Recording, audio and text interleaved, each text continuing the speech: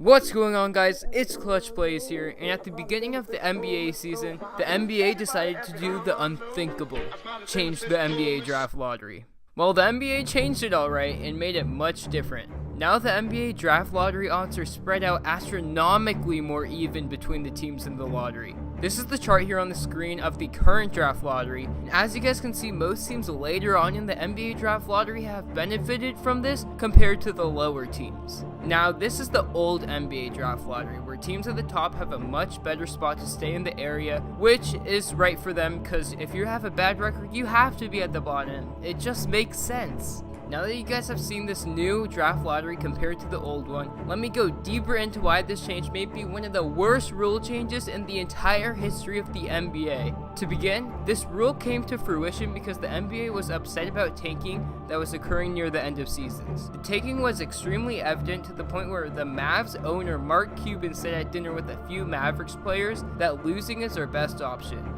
He said this on a podcast with Julius Erving, and later on he got fined $600,000 by the NBA for his comments because they were detrimental to the league. How did you tank? How do you play all your young players? Okay, that was it. But there is it you send out a memo, or you just say no, because the guys, once the guy walks on the court, they're going to play their heart out, particularly the young guys, because they have something to prove. So, Dorian Finney-Smith, Yogi Ferrell, there's nothing you could say or do to them to say don't play hard or try to lose this game.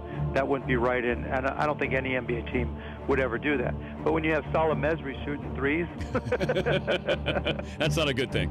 Yeah. Now the NBA believed that this rule change could fix this issue, but in all reality, it didn't. Tanking is still going on to this day, and many veterans on bad teams would get benched to prevent wins. Some of these players include DeAndre Jordan, who got benched from the Knicks after the trade with Kristaps Porzingis, LeBron James for the final few games of the season so the Lakers could lose and get their draft pick, which really didn't work out because Alex Caruso all of a sudden is the next coming of LeBron James, and Mike Conley for the entire month of April, and also Bradley Beal, who played less than 20 minutes per game and never a single crunch time minute for the last entire month of the season. These incidents of tanking were still extremely significant even though there are no huge races going on the bottom 5 draft picks. This is the fault of the NBA because you cannot provide a small incentive.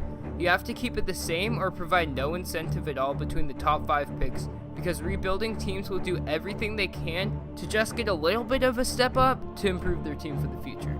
The next reason why the NBA decided to make this change was to improve the competitiveness of teams and games. The NBA didn't like how at the end of season star players were getting rested and some of the games would consist of players who the majority of NBA fans have never heard of. This was awful for the NBA because fans would not want to go to these games, and the fans that did would be disappointed they were not going to be seeing their favorite player. The NBA also put out rules that would fine teams $100,000 if you rested players who were healthy on nationally televised games. However, once again, as the season winded down, towards the end, the competitiveness was at an all-time low. We have players like Grayson Allen, who was in the G League for the majority of the season, dropping 40 points, and Anthony Simmons, who will be good in the future maybe, but not now as he scored 37 points and 9 assists against the Kings. Now these teams are playoff teams, so I kind of get it. It makes sense a little bit. But many non-playoff teams were also having games with competition similar to the G League.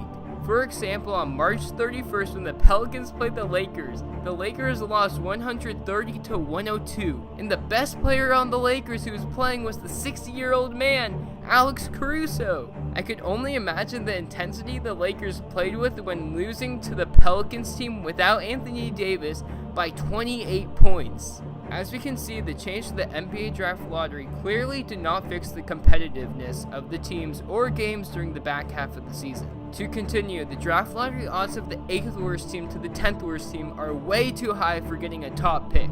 These teams have a combined 65% chance of getting a top 4 pick in the draft.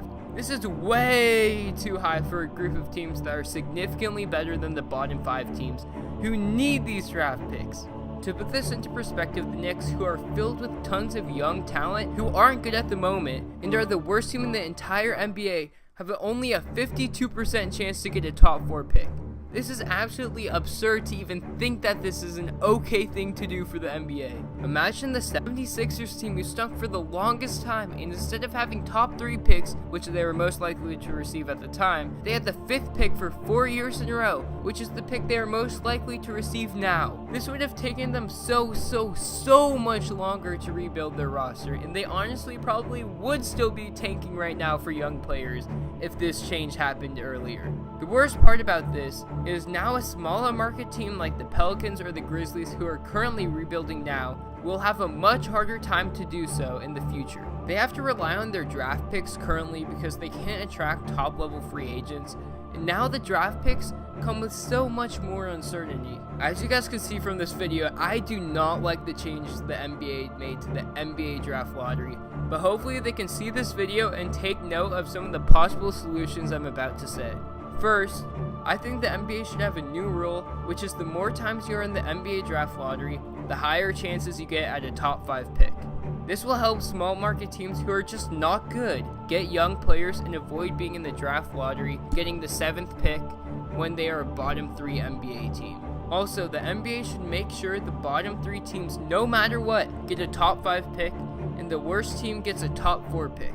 This will make sure the worst teams will get better and avoid getting screwed over constantly by the draft lottery.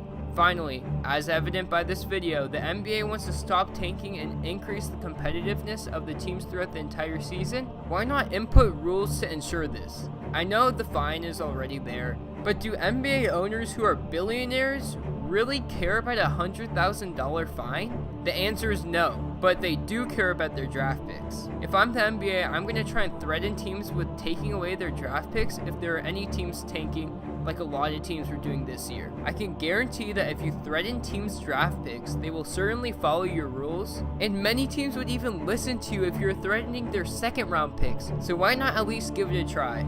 These 3 things seem like easy fixes for the NBA draft lottery, especially over this new rule change to the lottery. While on topic of the draft lottery, is there a reason picking the ping pong balls is not nationally televised? Everything seems to be nationally televised nowadays. Even the NBA All-Star Draft is, so why can't the NBA Draft Lottery be televised? From what I've seen, some people say it'd be boring to see ping pong balls, but I feel that seeing the first pick of the draft and the ping pong balls bouncing around would be so suspenseful and a good change for the NBA Draft Lottery. Or even after the draft, show how the lottery went down in a behind the scenes video of the ping pong balls and such. Is the NBA really hiding something from us? Because it seems awfully fishy. With that said, tell me what you guys think about this video and if you agree or disagree with the NBA draft lottery changes that were made. As you guys know, I think it is the worst change in NBA history.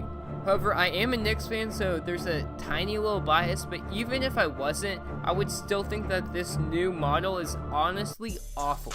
With that said, thank you for watching. I am out, and peace!